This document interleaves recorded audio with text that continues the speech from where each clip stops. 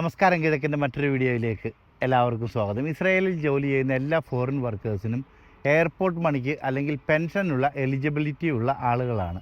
അപ്പോൾ നമുക്ക് ഈ പെൻഷൻ മണി അല്ലെങ്കിൽ എയർപോർട്ട് മണിയെക്കുറിച്ച് വലിയ തെറ്റിദ്ധാരണകൾ ആളുകൾക്കുണ്ട്. എക്സ്പെഷ്യലി കെയർ ഗീവർ വിസയിലൊക്കെ ജോലി ചെയ്യുന്ന ആളുകളാണെങ്കിൽ ജോലി സമയം കഴിഞ്ഞതിന് ശേഷം അല്ലെങ്കിൽ നമ്മുടെ വർക്കിംഗ് പീരീഡ് കഴിഞ്ഞ് വിസ എക്സ്പയർ ആയതിനു ശേഷമോ അല്ലെങ്കിൽ ജോലിയിൽ നിന്ന് ഇറങ്ങിയതിന് ശേഷമോ നമ്മൾ നാട്ടിലേക്ക് പോകുന്നതിന് മുന്നേ ആയിട്ട് റിലീവർ ഡ്യൂട്ടിക്ക് പലരും കയറാറുണ്ട്. അപ്പോൾ റിലീവർ ഡ്യൂട്ടിയൊക്കെ ചെയ്തതിന് ശേഷം പിന്നെ നമുക്ക് എയർപോർട്ട് മണി കിട്ടില്ല, അല്ലെങ്കിൽ എയർപോർട്ട് മണി മേടിക്കാതെ ഇസ്രായേലിൽ നിന്ന് എക്സിറ്റ് ചെയ്തു പോയിട്ടുള്ള ഒരുപാട് ആളുകളുണ്ട്. അതുപോലെ തന്നെ ഇസ്രായേലിൽ ഇപ്പോൾ നിൽക്കുന്ന ആളുകളാണെങ്കിൽ പോലും നമുക്കിപ്പോൾ ഒരുപാട് നാളായിട്ട് വിസ ഇല്ലാതിരിക്കുന്ന ആളുകളായിരിക്കാം.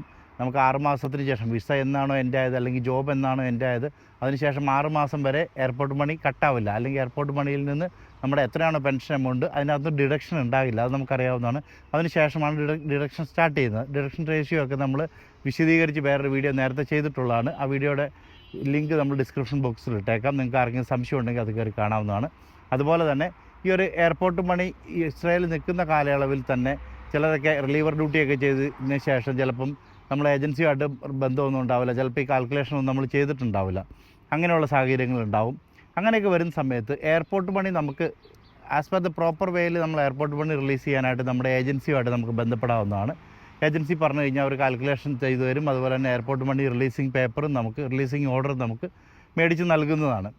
ചില സ്പെഷ്യൽ കാറ്റഗറിയിൽ അല്ലെങ്കിൽ ചില സ്പെഷ്യൽ സിറ്റുവേഷൻസ് വരുന്ന സമയത്ത് നമ്മൾ ഡ്യൂട്ടി എൻഡ് ചെയ്തിട്ട് ചിലപ്പോൾ 6 മാസമോ അല്ലെങ്കിൽ ചിലപ്പോൾ 1 വർഷമൊക്കെ നമ്മൾ റിലീവർ ഡ്യൂട്ടി പീരീഡ് അല്ലായിരിക്കും. ചിലപ്പോൾ ഡ്യൂട്ടി ചെയ്തതിന് ശേഷം നമുക്ക് ഏജൻസിയുമായിട്ട് വേണ്ടത്ര കോൺടാക്റ്റ് ഉണ്ടാവില്ല, അല്ലെങ്കിൽ നമ്മൾ റിലീവർ ഡ്യൂട്ടിക്കൊക്കെ പോയതുകൊണ്ട് ഏജൻസിയായിട്ട് കോൺടാക്റ്റ് ഉണ്ടാവില്ല. അതല്ലാതെ ചില സാഹചര്യങ്ങളിൽ നിന്ന് ജോലി ഇറങ്ങുന്ന സാഹചര്യത്തിൽ ചിലപ്പം ഏജൻസിയായിട്ട് നല്ലൊരു റിലേഷനിലായിരിക്കില്ല ചിലപ്പോൾ നമ്മൾ ജോലി ഇറങ്ങിയിട്ടുണ്ടാവുക. അങ്ങനെയൊക്കെ വരുന്ന സമയത്ത് ഏജൻസി നമ്മളോട് സഹകരിക്കാത്തൊരു സാഹചര്യം വരും. അങ്ങനെ ഒരു സിറ്റുവേഷൻ വരുന്ന സമയത്ത് നമുക്ക് നമ്മുടെ എയർപോർട്ട് മണി നമ്മൾക്ക് തന്നെ റിലീസ് ചെയ്യാവുന്നതാണ്. അത്തരത്തിലാണ് ഇസ്രായേലിലെ സിസ്റ്റം ഉണ്ടാക്കിയിരിക്കുന്നത്. അത്തരത്തിൽ എയർപോർട്ട് മണി റിലീസ് ചെയ്യാൻ വേണ്ടിയിട്ട് ഒരുപാട് പേര് ഇസ്രായേലിൽ ഉള്ള വർക്ക് ചെയ്യുന്ന ആളുകൾ തന്നെ ഒരുപാട് പേര് അതിന് ഹെൽപ്പ് ചെയ്യുന്നുണ്ട്. അവർക്ക് അതിനുള്ള പേയ്മെൻറ്റ് കൊടുത്ത് ചെയ്യാവുന്നതാണ്.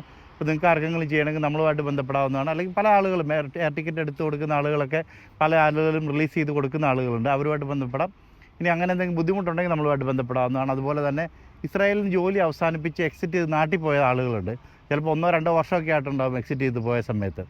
പക്ഷേ അത്രയും കാലയളവിലാണെങ്കിൽ പോലും ഒരിക്കലും നമ്മുടെ പെൻഷൻ എമൗണ്ട് വൺസ് ഡെപ്പോസിറ്റ് ചെയ്ത് കഴിഞ്ഞാൽ അത് നമുക്ക് ഒരിക്കലും നഷ്ടമാവില്ല. നമ്മുടെ പെൻഷൻ അക്കൗണ്ട്, നമ്മുടെ ബാങ്ക് അക്കൗണ്ട് പോലെ തന്നെ നമ്മുടെ പെൻഷൻ അക്കൗണ്ടിൽ എയർപോർട്ടിൽ ആ മണി സേവ് ആയിരിക്കും എപ്പോഴും. ഇനി ഈവൻ നിങ്ങൾ എക്സിറ്റ് ചെയ്ത് പോയിട്ടുള്ള ആളുകളാണെങ്കിൽ പോലും നിങ്ങൾക്ക് നാട്ടിലിരുന്നുകൊണ്ട് നിങ്ങളുടെ എയർപോർട്ട് മണി റിലീസ് ചെയ്യാവുന്നതാണ്. അതുമായിട്ട് ബന്ധപ്പെട്ട് എന്തെങ്കിലും സംശയം ഉണ്ടെങ്കിൽ നമ്മളുമായിട്ട് ബന്ധപ്പെട്ട് കഴിഞ്ഞാൽ ഡീറ്റെയിൽസ് നമ്മൾ പറഞ്ഞുതരാം. നിങ്ങൾ ആ കാര്യങ്ങളൊന്ന് ക്രമീകരിച്ച് വേണ്ട രീതിയിൽ മെയിൽ അയച്ച് അതിന് പ്രോപ്പർ ഫോളോ അപ്പ് ചെയ്ത് കഴിഞ്ഞാൽ നമ്മുടെ നാട്ടിലെ ബാങ്ക് അക്കൗണ്ട് ഡീറ്റെയിൽസും കൊടുക്കണം. അതുപോലെ തന്നെ നമ്മൾ സ്പെഷ്യൽ ആപ്ലിക്കേഷൻ ഫോം കൊടുക്കാനുണ്ട്, അത് സൈൻ ചെയ്ത് കൊടുക്കണം. നമ്മുടെ പാസ്ബുക്കിൻ്റെ കോപ്പി, ബാങ്ക് പാസ്ബുക്കിൻ്റെ കോപ്പി, അതല്ലാതെ ബാങ്ക് സർട്ടിഫിക്കറ്റ് നമുക്ക് തരും. ബാങ്ക് മാനേജർ സൈൻ ചെയ്ത നമ്മുടെ അക്കൗണ്ട് വാലിഡ് ആണെന്നും നമ്മളുടെ പേരിലാണ് ഈ അക്കൗണ്ട് എന്നുള്ള നമ്മുടെ ഡോക്യുമെൻറ്റുകൾ വെരിഫൈ ചെയ്തതിന് ശേഷം അവർ നമുക്ക് സർട്ടിഫിക്കറ്റ് തരുന്നതായിരിക്കും. മാനേജർ സൈൻ ചെയ്ത് സീൽ ചെയ്ത് ആ സർട്ടിഫിക്കറ്റ് വെച്ചിട്ട് നമുക്ക് അപ്ലൈ ചെയ്യാവുന്ന. ഈവൻ നിങ്ങൾ 3-4 വർഷം മുന്നേ നിർത്തിപ്പോയുള്ള ആളാണെങ്കിൽ പോലും നിങ്ങളുടെ എയർപോർട്ട് മണി വാലിഡായിട്ട് എന്തെങ്കിലും ഒരു പൈസ കിടപ്പുണ്ടെങ്കിൽ ആ പൈസ നിങ്ങൾക്ക് റിലീസ് ചെയ്യാനായിട്ട് സാധിക്കുന്നതാണ്. അപ്പോൾ ഇങ്ങനെ ഒരു ഇൻഫർമേഷൻ നിങ്ങളിലേക്ക് ഷെയർ ചെയ്യാൻ വേണ്ടി ചെയ്തൊരു വീഡിയോ ആണ്. നന്ദി, നമസ്കാരം. ഇസ്രായേൽ സംബന്ധമായ ഏതൊരു കാര്യത്തിനും ആർക്കും ഏത് സമയത്തും നമ്മളുമായിട്ട് ബന്ധപ്പെടാവുന്നതാണ്. അതുപോലെ തന്നെ നിങ്ങൾക്ക് ഈ ചാനലിലെ വീഡിയോസും ഇഷ്ടമാകുന്നുണ്ടെങ്കിൽ ചാനൽ സബ്സ്ക്രൈബ് ചെയ്യുക. നിങ്ങളുടെ വിലയേറിയ അഭിപ്രായങ്ങൾ കമൻറ്റായിട്ട് രേഖപ്പെടുത്തുക. നിങ്ങളുടെ സുഹൃത്തുക്കൾക്കായിട്ട് ഈ വീഡിയോ ഷെയർ ചെയ്ത് കൊടുക്കുക. താങ്ക്